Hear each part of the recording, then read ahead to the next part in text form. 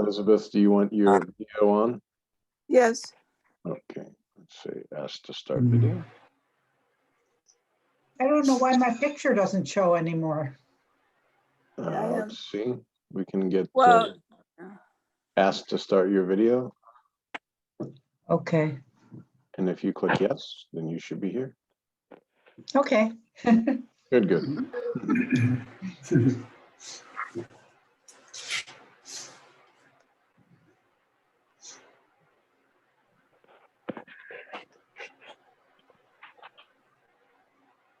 I started recording.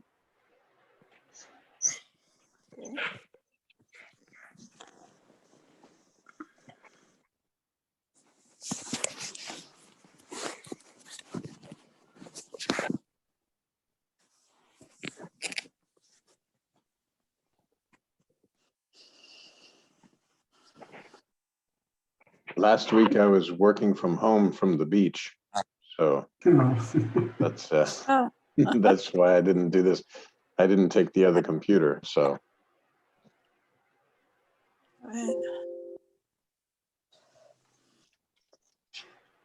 Hello, Alan.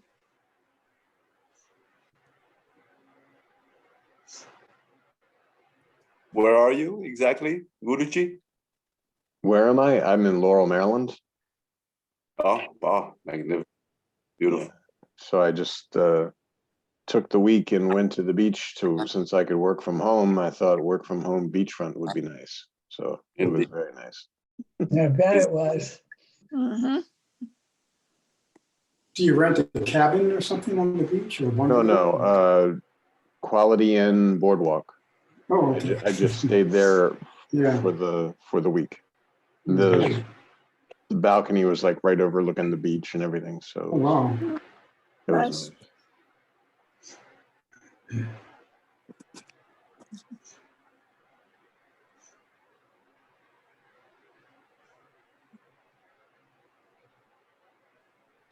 How magnificent this whole dream is, that even that beach you were sitting on is an illusion, you know? So many people talk about getting back to nature, and it's not the birds chirping, it's not the sun rising, you know? It's something much more, but magnificent anyway. It was a beautiful video you uploaded. That came to mind, so I brought that up. Good. Beautiful anyway. Beautiful dream. I think that separation from a lot of people can't distinguish the operating system from the waking dream, the waking state, which is the true gift, which the operating system, that painting that's plastered on the canvas is it confuses a lot of people, you know? They think that's the waking dream. They think that's the gift, and man, go beyond the sand, right? Beyond the bird chirping, beyond the sun rising. And that's where we are, you know? Yeah, I mean, without a local identification, it's just a scene. And there's no separation between you and the scene you're seeing. Only if you have a local identification of I am someone observing this, or there's a seer seeing, but there's just seeing. And this is a scene. But there's no even, any kind of mind flow or intellectualization of I'm seeing something, or I'm separate, or I'm one with this. It's because there's no me, there's no nothing else. There's just a scene. Oh. No local identification to say I'm sitting here on this balcony observing this. This is a thought that would come through and impress a concept based on a belief of being a body.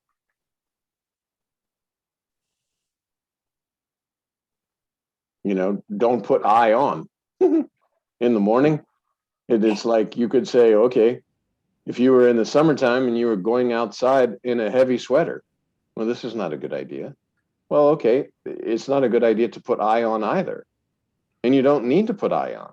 You can quite frankly go throughout the day and not put I on. And then when you realize, oh, I seem to have put I on, I'm wearing this I, okay, That's the illusion. Remain with my selfless self. That's it. Just like you go outside and you're in a very heavy sweater, for the first couple of minutes, you may be okay.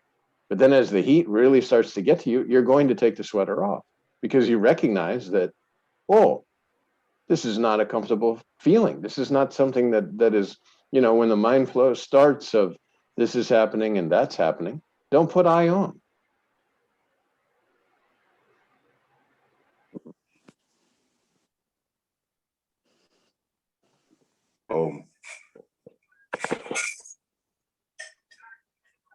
Elizabeth.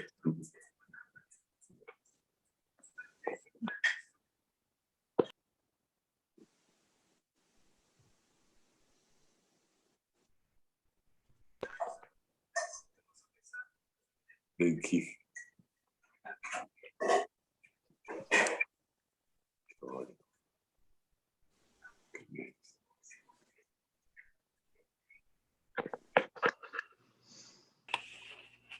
We got a question from the website, which it was, first up, they were saying, oh, you're missed on WhatsApp and this and that. And my phone from my work no longer allows that. I don't have any other phone except my work phone because I'm on call a lot. So I keep this work phone.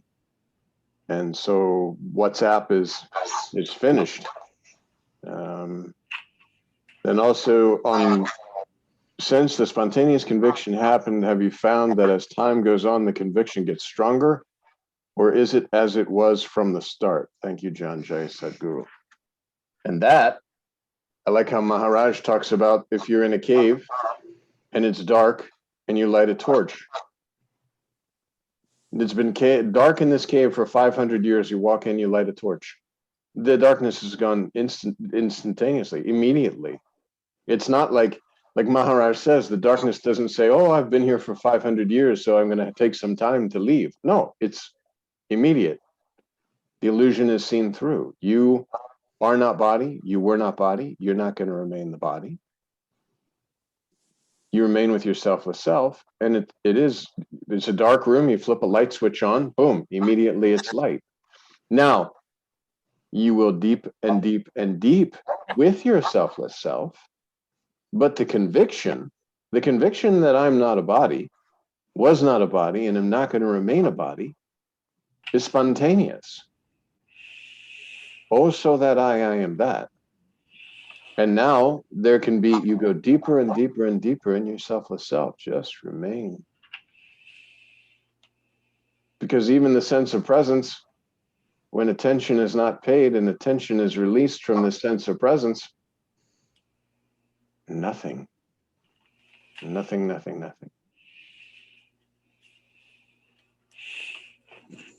And the entire world appears in your spontaneous presence. So by just remaining with your selfless self, remaining with this sense of presence, this just I, you've eliminated all the neti is gone in a blink of an eye, because presence and the entire world has appeared on presence, formless presence. And again, the attention, just release. And you're not even really releasing it. It's like a black hole. It just sucks in everything, and all layers of illusion dissolve as you remain with your selfless self. And from this position, go outside, enjoy yourself. I went to the beach, had a great time at the beach, ate, looked at the nice waves, walked on the boardwalk, but without an I am somebody else. There's no need to put on I, ever.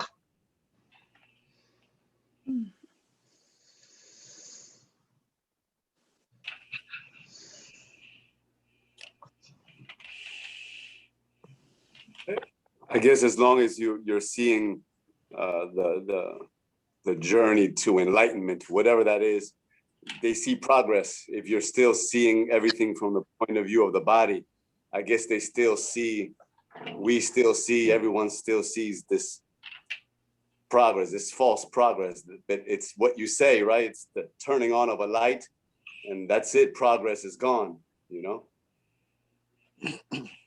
makes sense. But there are steps up to go to the light switch. meditation. Yeah, indeed. Meditation. And then once the light's turned on, okay, there's no more darkness.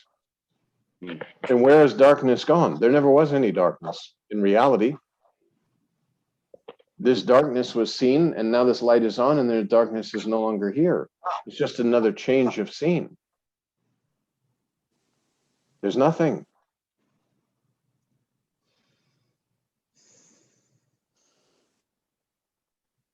Sometimes Go ahead. Sometimes I enter that, I guess you would call it selfless self state or whatever you want to call it. But and then it seems like I sort of maybe I have what would be called a conviction, because it seems like it's never gonna, like I'm always gonna remain in that state or something. That, like, there's no reason to think that this won't always be this way, that I won't always feel as good as I'm feeling at that moment. But then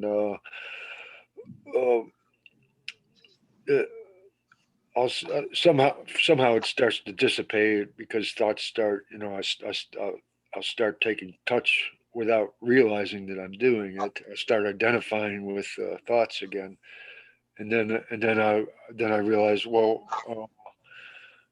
I guess I didn't have the conviction, but when I'm in that selfless self state of feeling good, there's no thought about whether it's a conviction or not. It just is what it is, and it's beautiful. So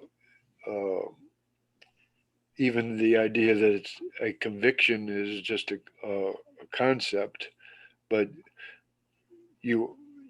anyway, it seems like it's getting, over time, it's becoming easier to recognize what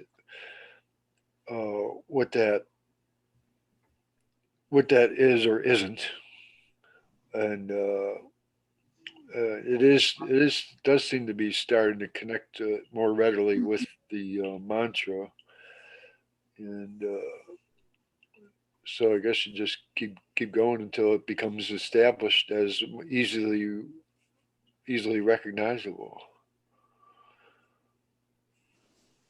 The local identification, again, because it doesn't come and go. Selfless self is. Keith is an appearance that keeps popping up within selfless self. So if you remain with selfless self, then this Keith will pop up less and less, because Keith will be seen as an add-on. I don't need to put on Keith. Right. And what benefit is there to put on Keith? Along with Keith comes mind, ego, intellect. And I have to figure things out. I have to use this mind and all these sort of things, because I believe myself to be a body named Keith, that I'm this person, Keith, trying to become selfless self. But it's the other way around. Selfless self is under the illusion that you are Keith, but you're not Keith. So when Keith pops up, that's one of those slowly, silently, and permanently erase with the illusory layers on presence, erase with mantra. Remain with your selfless self.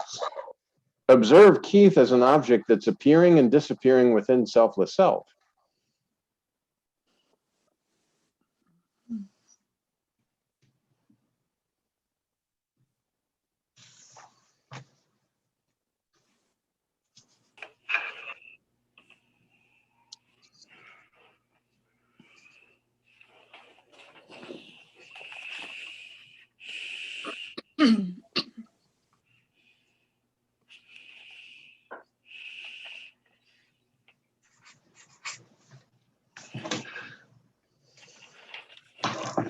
I just read an article. This guy, one of the sentences in what he said, I wrote it down because it seems to, if I remember the sentence, it seems, along with the mantra, whatever, it seems to make it easier for me to recognize the presence of consciousness itself.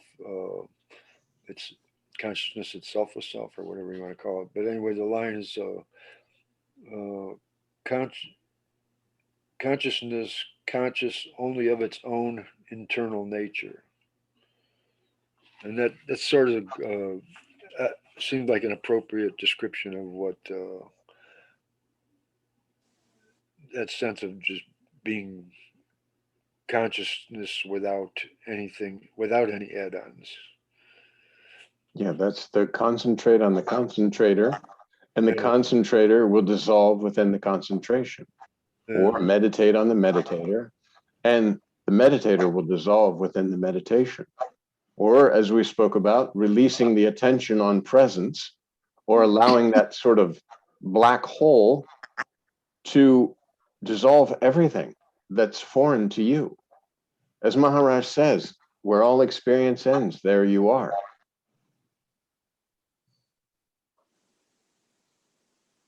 That kind of reminds me that in the same article, he right after that paragraph where that sentence was in, he quoted Nisargadatta, where he says something to the effect that I am the great destroyer and dissolver of everything, like goes into the void. He sees, I don't know, something to the fact that Nisargadatta sees everything go into the void. Yeah, because again, the seer is the reality. The scenes are not. The scenes come and go, the seer is. The seer is unchanging. The seer is formless. You believe you're a seer within this body form because you're seeing and you say, oh, I see a world. This is not true. Everything that's seen is absolutely illusion. So you remain formless. And remain formless is just all the attention will go to this subtle sense of presence that you experience through your meditation. Then this is released. Nothing more can be released. There's nothing added on to this. That you are. That's sort And of related. before one word, you're formless. The formation of words, you are prior to the formation of words. Oh, You're that to whom the silence appears.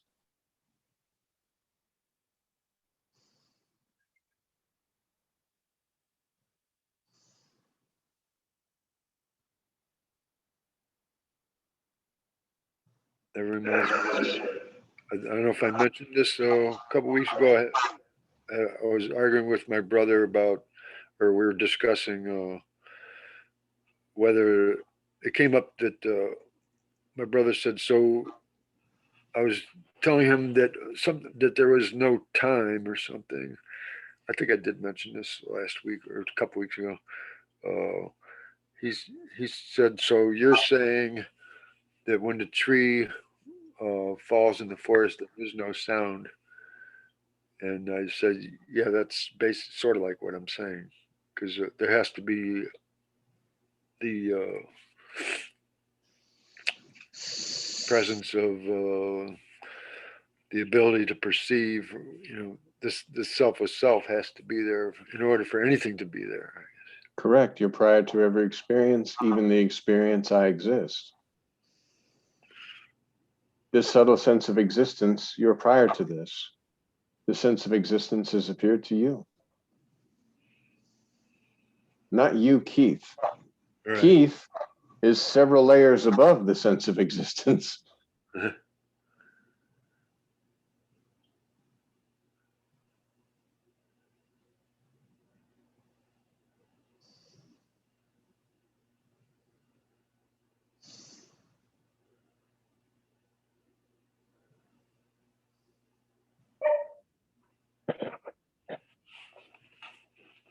If you were not, to whom would this sense of existence appear? The sense of existence, the just I, the I am, whatever you want to call it, this subtle, subtle feeling has appeared to you. And therefore, if it appears, it's not reality because it can also disappear.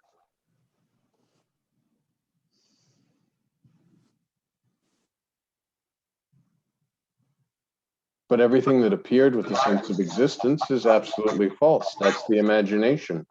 That's the duality. I exist. You exist without knowing your own existence, and when you know your own existence, then otherness is created.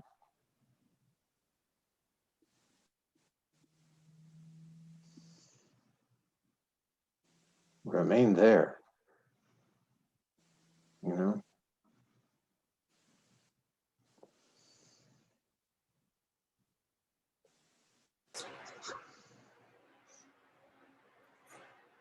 Like Maharaj says, 50 years of spirituality and not knowing yourself, what's the point? What's the use? Spiritual books, spiritual teachings are there to let you know this is the reality. Now you discover this reality for your own self. Then that's it. You've heard the good news.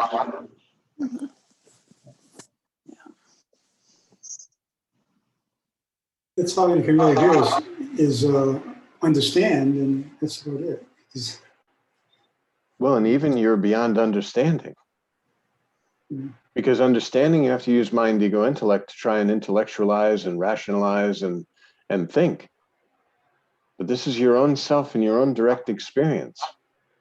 It's kind of like an apperception or something, intuitive, like just an awareness or something, just, and as Keith was saying, it can come and go, like the Andrew appears again, and then, gradually, he goes away, and sometimes, more and more, it's it's like a vanishing act. It's a very slow process, kind of. But it's like it's just the accumulation of, the teaching kind of like slowly sinks into the ground and begins to produce the effect, I guess.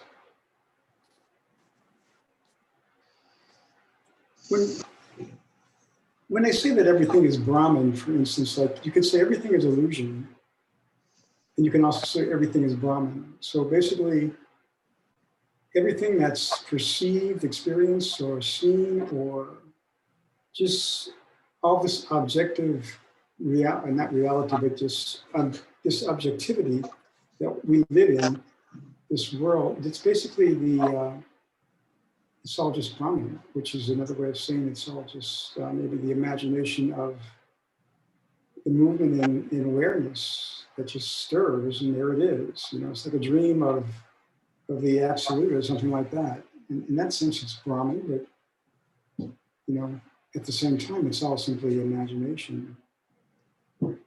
And somehow when I see it all as Brahman, it takes a different kind of, it feels a little different. Maybe it's something that can be enjoyed without getting kind of like trapped in it or involved. It's kind of like, it's like being at the beach maybe and just watching the waves or whatever. Knowing that ultimately it's really not, it's simply movements in consciousness, basically. That's all there is. And I am one of those movements, and it's like consciousness enjoying itself through me or through this body form. And consciousness, is the water as well. You know what I'm saying? Mm-hmm. Yeah. Absolutely. Maharaj talks about that by the bubble of illusion. Everything is within the bubble of illusion. Yeah. You're never outside the bubble of illusion. Yeah. Because everything that can be perceived, everything that can be understood, all knowledge, all body, everything, all of that is within the bubble of illusion. And while you're having this body availability, as Maharaj says, this is a very, very, it's a golden opportunity, because you can use this body to be aware of that sense of presence, that I am, that I exist, and just remain with all your attention there, knowing that all this illusion appears on that spontaneous presence. So therefore, you don't get involved, because your awareness is on the sense of presence, which is formless. So all form is appearing on that, And you don't have to get all caught up in the thought process of this is happening and that's happening and all this sort of thing. You just remain with that I am, that sense of existence, the just I, the presence, and know that entire world appears on your spontaneous presence. And even if you're getting caught up sometimes, you can also kind of like, you can almost kind of like see that. I mean, like you can be away from it. There's this person out here, which is me, getting caught up. It's kind of like a distance from that. And so it doesn't really have the impact that it might if you were really there with that. The neighbor's child. Yeah, yeah. Yep, you're observing this object called Andrew as it's a neighbor's child. Oh, if something bad happens or something, oh, it's very sad, you know, Andrew, just like neighbor's child. But it's not me. It's not direct from me. This thing is just an object in consciousness that I'm aware of. I being everything, I being consciousness, I being the world. There's no individual I.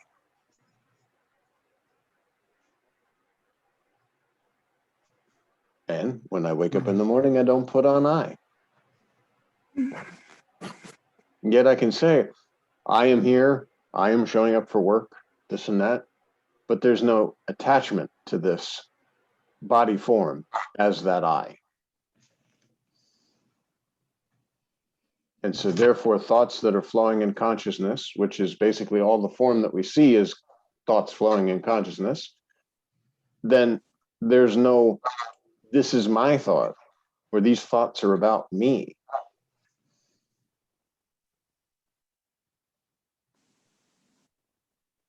Because if there's no me, there's no you. I have to sit there and say, okay, I am this identification. And from this point, I now see these things in this room. But without that kind of pressurization of trying to limit yourself to a body form, formlessly, there are things here, but none of them relate to me because there's no local identification. These are just objects in consciousness. This body is also an object in consciousness. That's why when you say, oh, then death, what is death? There's no birth. So death is no longer seen as something that is even a possibility. But there is a change that occurs, right? Change? In the sense, yeah, in death, in the sense of, you know, consciousness departing, I guess, in a more permanent way. The awareness of the sense of presence will be no more.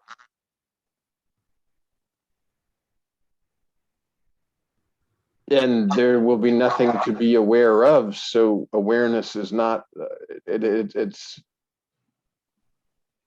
this telescope is broken, so to speak, to see inside. But that's not you.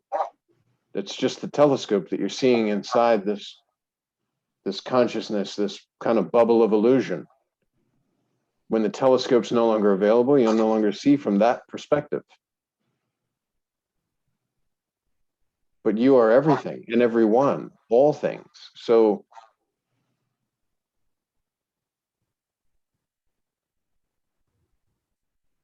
there'll be no gain, no loss. Unless there's the identification that John and John's life is ending. If you remain with yourself as self, there's no departure.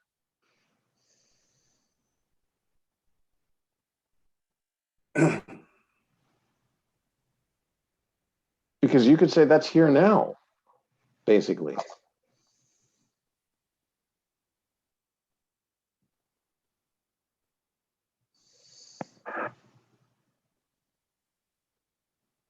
And of course, you can't help Keith, but think about it conceptually from the point of view of people who remain, who are looking at your body as when you fall asleep, as when this body falls asleep. Although I'm conscious of sleeping, Matsumi, my life partner, tells me I snore. And that makes me feel fantastic because I don't witness that. I don't experience the snoring, though I still remain, you know, and my reawakening sleep has basically disappeared. And doing breath holds, sorry to bring that up, but doing my breath hold, my daily breath holds, I've sunk into that state, that non-state, that non-experience. And coming back from that non-experience, I see all this illusion reestablish itself right in front of me. I see how Matsumi, who was on the bed, became the bed, who became, eventually regains her form, you know? And I bring up the breath holding because it's one of the ways I've been able to tap on the door of the absolute, you know? And it's very important to mention that moment when I come back, quote unquote, come back, and everything reestablishes itself. And everything that needs reestablishment is false, including looking down and seeing this form. And yeah, that's a powerful thing, you know, indeed, a powerful thing. And not looking at it from the point of view of the body will, oh man, it will skyrocket you to wherever you think conceptually you need to be, you know, until that concept is gone too, you know. Om Guru, excuse me. It's a really good point. It makes me think like, it makes me think about that moment first waking up each day when reality kind of, so-called reality, starts to build itself. Mm-hmm. Like before I put on, like before I put on, you know, the idea of being the separated self and everything, it's like, I'm not that at all. Yeah, like that's so much more than that. And it's just a habit. Before that first thought arises, you know, that space, that's a magnificent place. That's what we're here talking about, you know, trying to talk about, you know. And that space that I go to through breathing, through holding my breath for minutes and fighting the conceptual, the concept of taking a breath. Oh, it's like a pulling. It's like you're getting pulled back, like Guruji has mentioned. It's like this sinking into, you know, and there is no breath there, no breathing, no I am, no nothing, you know. It's kind of scary, of course, like they say, the absolute is terrifying, you know. That's why we hesitate. That's why we pause. That's why we're lazy sometimes, because it takes a lot of self-love to hold your breath a little bit longer, you know, to break through that I'm breathing concept, you know. And yeah, so just wanted to mention that. Would you say that's a type of yoga? When I was younger, I had an experience, a drowning, very simple, very short, but I discovered something. I discovered, even though I remember coming back into my body, and everybody around me so happy, because it seemed to them that it was a very short time. You know, they pulled me out, they pumped my body, I spit out water. It happened quickly. But to me, it was 5 months, you know, it was eternity. It was kind of like that moment when you awaken, when you think you awaken. And sometimes before the I am is plastered on this body again, on consciousness again, that you can extend that time. And that's what I do through the mantra, extend those moments between the thoughts. And ever since I had that experience as a young man and other experiences, that brought me to psychedelic plants, that brought me to breath holding, to Kriya Yoga, just to mention that name, just so you understand about the holding breath. Wim Hof has become very popular with that. You know, he doesn't take it to the spiritual side. However, that's a good starting point. You know, eventually you learn to play with prana. Thoughts come in through the breath. So if you can breathe the mantra, eventually those thoughts stop coming in because they can't find the entrance. You know, prana uses oxygen, you know, to produce those thoughts that move your body, you know. So stillness, you know, stillness. And holding breath brings you to that stillness, you know. Eventually everything, you know, the music you have in the background is gone. Your audio, it becomes a mantra. Guru Ji Jan could be talking and all you would hear is a mantra because you enter this different place, you know, this place we're all trying to express, you know. Excuse me, Guruji, sorry to take up your time.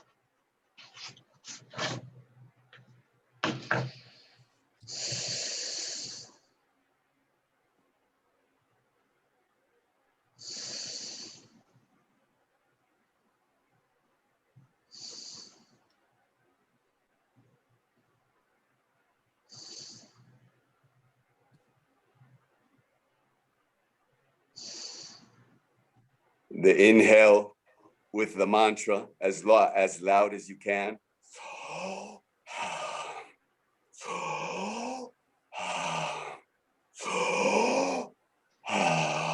You do that 10 times. The 10th time you hold the so hum, you continue the mantra while holding your breath. You might see mandalas. Be courageous. You might break through the mandalas and find peace.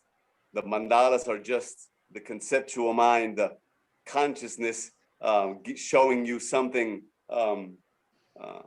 entertaining to ease that moment where you stop breathing. Hold your breath, be courageous, and make sure you do it in bed. Make sure you do it in the lotus position, just in case you go, you know, fight through that fainting barrier. And that's as close as we can get to what Guru Ji Jan is trying so hard to pass on to us, you know. And then you repeat.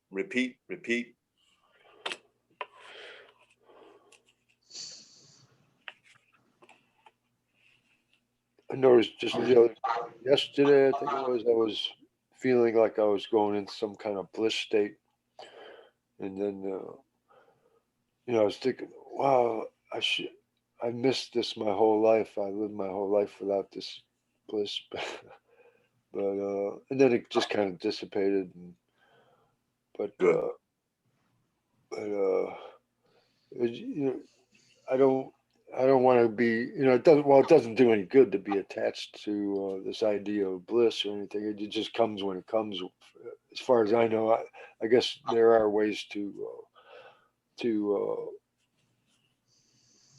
maybe increase it or something. But then that's also, I was just reading that's also just a part of the illusion in a way. You know, of course, it comes and goes, so that's